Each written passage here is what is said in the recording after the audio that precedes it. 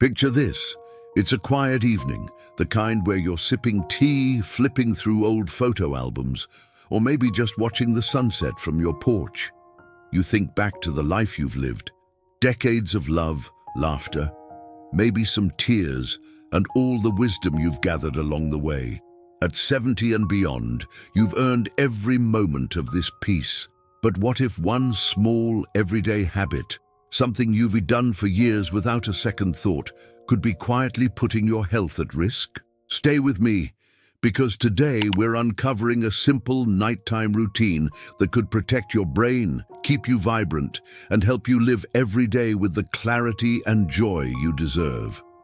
You know, as we cross into our 70s and beyond, life feels like a beautiful tapestry, each thread a memory, a lesson, a moment that shaped us. But there is one thing that can unravel that tapestry if we are not careful: our brain health. Strokes are a silent risk for so many of us after 65, and the scary part, they don't always announce themselves with a warning.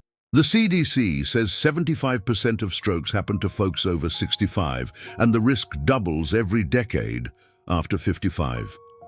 But here is the good news.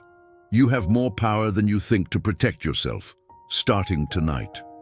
Today, we're talking about one surprising habit, drinking water right before bed, and how tweaking it along with a few other gentle changes can safeguard your brain while you sleep.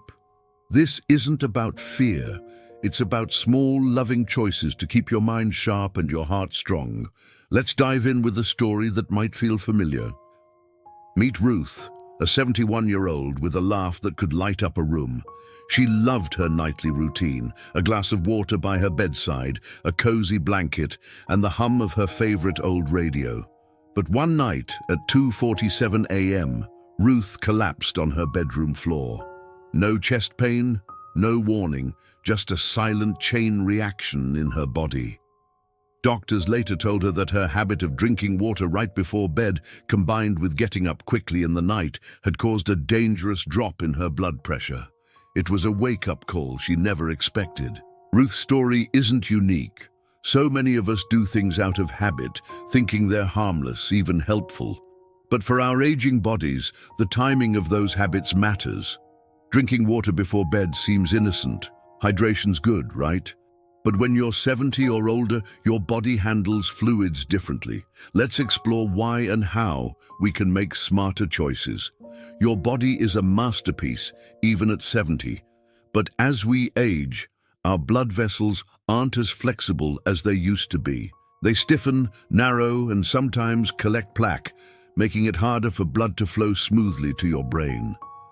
The Framingham Heart Study, a decades-long look at heart health, found that stroke risk doubles every 10 years after 55.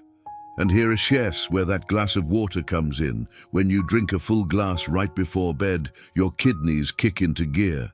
Your bladder fills, and soon enough, you're waking up at 2 a.m. to shuffle to the bathroom. That sudden stand from bed can cause something called orthostatic hypotension, a fancy term for a quick drop in blood pressure.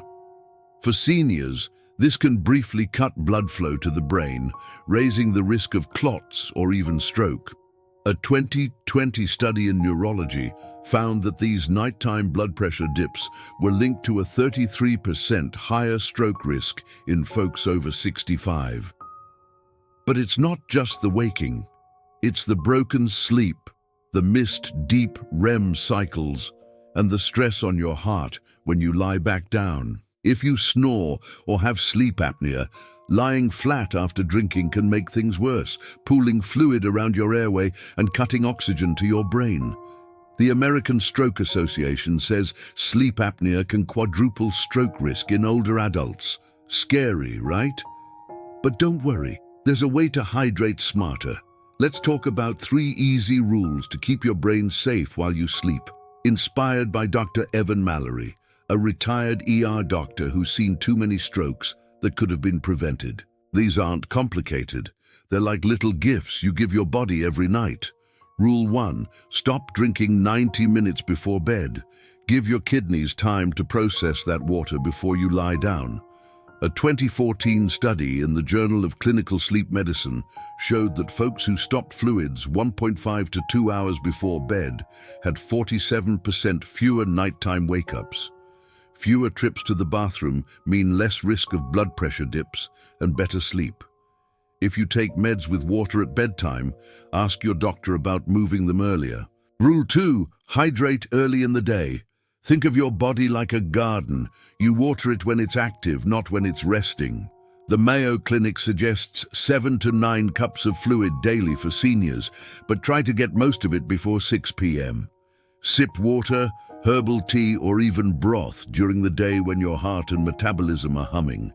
It's like filling your tank before a long drive. Rule 3.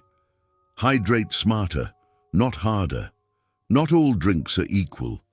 Skip sugary sodas or caffeine before bed.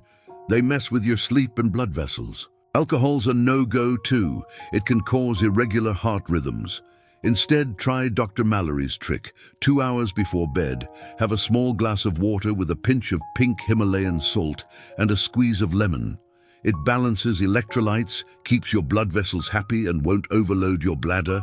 If you're thirsty right before bed, take tiny sips, not gulps. Now, let's talk about how you sleep.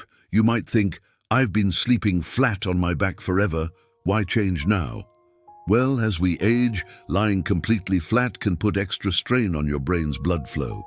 A 2017 study in the Journal of Stroke and Cerebrovascular Diseases found that sleeping flat raised the risk of nighttime stroke by 23% in seniors, especially those with high blood pressure.